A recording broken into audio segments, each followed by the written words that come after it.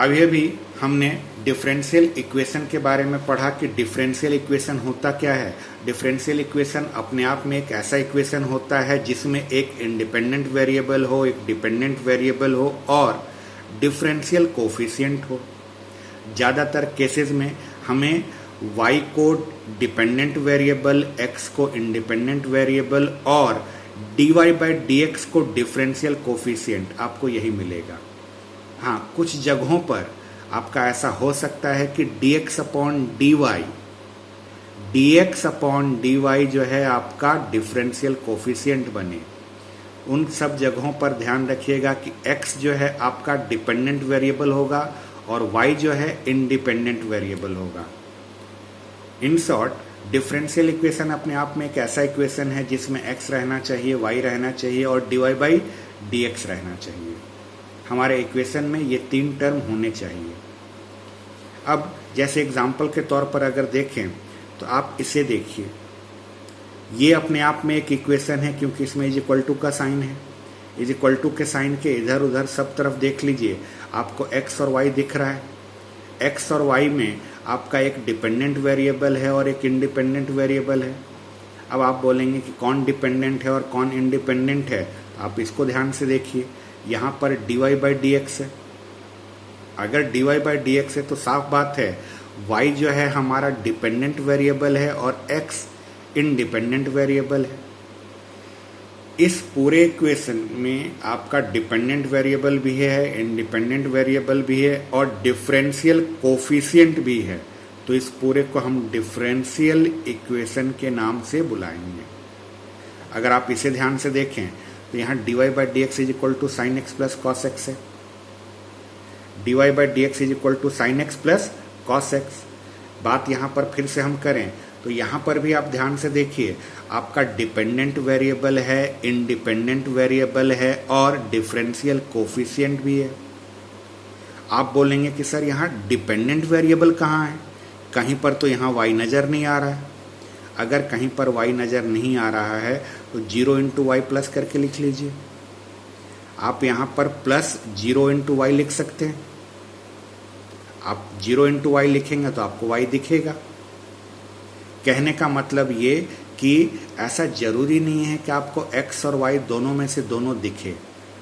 x और y में से कोई एक भी दिख सकता है।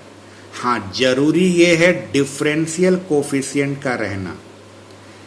अगर मैं यहाँ से dy बाई dx को हटा दूँ और यहाँ पर कोई नंबर लिख दूँ और sine x plus cos x is equal to कोई नंबर दे दिया मैंने, तो ये मेरा डिफरेंशियल इक्वेशन नहीं होगा क्योंकि यहाँ डिफरेंशियल कोफिशिएंट ही नहीं है। डिफरेंशियल कोफिशिएंट का रहना मस्ट है। वेरिएबल के फॉर्म में x रहे चाहे मत रहे, y रहे चाहे मत रहे, लेकिन dy बाई dx किसी न किसी रूप में मौजूद रहना चाहिए, तभी वो हमारा डिफरेंशियल इक्वेशन बनेगा। अब अगर आप इसे ध्यान से देखें, यहाँ d2y बाई dx स्क्वायर है, dy बाई dx भी है, y भी है और x स्क्वायर भी है। ये भी अपने आप में एक डिफरेंशियल इक्वेशन है। डिफरेंशियल इक्वेशन में ध्यान से समझिएगा कि डिफरेंशियल कोफिशिएंट किसी भी रूप में रह सकता है। डिफरेंशियल कोफिशिएंट किसी भी रूप में रह सकता है, मतलब dy बाई dx के फॉर्म में रह सकता है, d2y बाई dx स्क्वायर के फॉर्म में रह सकता है, d3y upon dx cube, d4y upon dx4 किसी भी फॉर्म में डिफरेंशियल कोफिशिएंट रह सकता है। लेकिन जरूरी ये है कि डिफरेंशियल कोफिशिएंट किसी न किसी रूप में मौजूद रहे, यानी dy बाई dx किसी न किसी रूप में मौजूद रहना चाहिए। जरूरी नहीं है कि हमेशा dy बाई dx के फॉर्म में ही नजर आए। अगर ये यहाँ से dy बाई dx को हटा दिया जाए तब भी अपने आप में एक डिफरेंशियल इक्वेशन कहलाएगा, क्योंकि d2y बाई dx स्क्वायर अभी भी इसमें मौजूद है।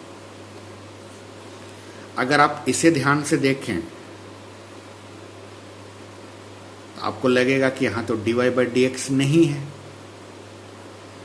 डिफरेंशियल इक्वेशन में मेन देखा जाता है कि dy बाई dx मौजूद है या नहीं है। अगर dy बाई dx नहीं है तो dx अपॉन dy होगा। कहने का मतलब डिफरेंशियल कोफिशिएंट किसी न किसी रूप में रहना चाहिए।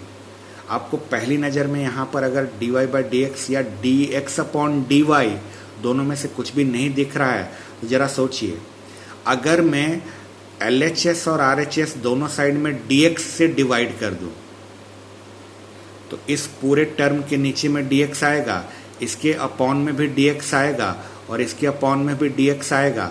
यहाँ का dx और अपॉन का dx कट जाएगा, यहाँ पर dy बाई dx दिखेगा आपको, और जीरो में तो डिवाइड करेंगे तो जीरो ही दिखेगा। यानी पूरे में आपको एक जगह dy बाई dx नज़र आया। dy बाई dx अगर नज़र आ गया तो हम कहेंगे कि यह हमारा डिफरेंशियल इक्वेशन है। आप अगर चाहें तो पूरे इक्वेशन में dy से भी डिवाइड कर सकते हैं। dy से अगर आपने डिवाइड किया तो यहाँ dx अपॉन dy नज़र आएगा, यहाँ पर dy कैंसिल हो जाएगा, यहाँ जीरो ही रहेगा।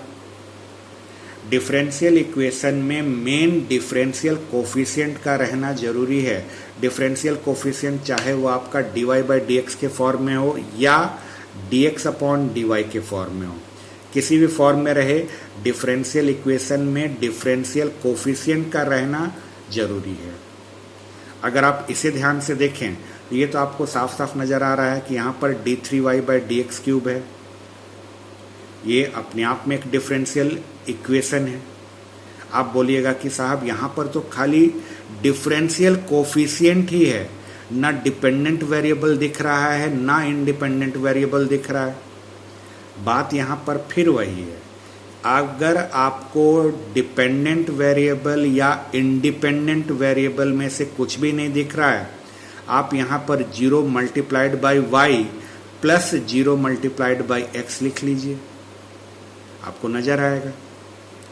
मेन आपको dy बाई dx के फैमिली का कोई ना कोई मेंबर, dy बाई dx की फैमिली का मेंबर मतलब d2y बाई dx स्क्वायर या d3y अपॉन dx क्यूब, इसमें से कोई भी रहना चाहिए। x रहे चाहे मत रहे, y रहे चाहे मत रहे, इससे उतना फर्क नहीं पड़ता, लेकिन dy बाई dx के फैमिली का कोई ना कोई मेंबर जरूर मौजूद रहना चाहिए। एक से ज़्यादा मेंबर भी मौजूद रह सकते हैं, डिफरेंशियल इक्वेशन कहलाएगा।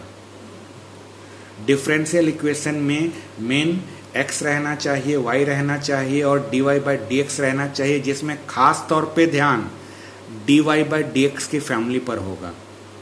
dy बाई dx की फैमिली कहने का मतलब ये कि dy बाई dx रह सकता है या d2y बाई dx स्क्वायर हो सकता है या d3y बाई dx क्यूब रह सकता है या d की पावर 4y अपॉन dx का पावर 4 रह सकता है।